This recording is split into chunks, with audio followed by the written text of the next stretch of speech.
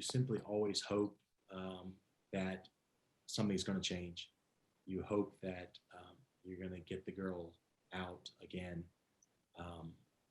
With Nagpur, it was a small condensed red light area, but with huge numbers of minor girls standing openly on the road when we started.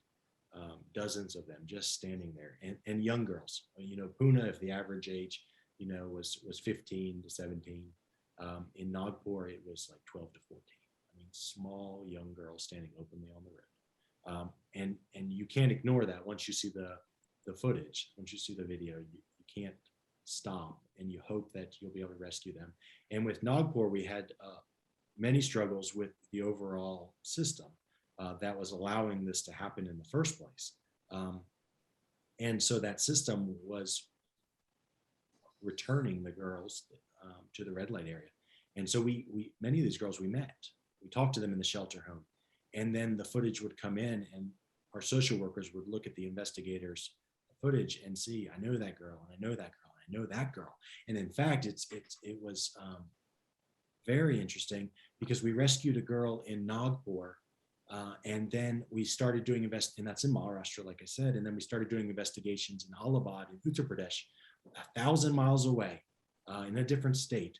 And we saw footage, and our investigator said, I know that girl. I know that girl. We rescued her in Nagpur, and here she is in Allahabad. So India is this country of 1 billion people. And yet our investigators know girls, know their faces, know their stories so well that even 1,000 miles away, we remember them. And that girl was rescued in Allahabad.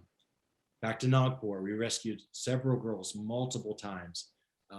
Once you know a girl, once you know her story, once you know her face, you don't forget it. You can't leave her there. We continue to try to rescue those girls and every other girl. You know, it's not a situation where you can just simply close a file and say you're done and walk away. These are people's lives. These are relationships that have been built, and you simply have to keep going.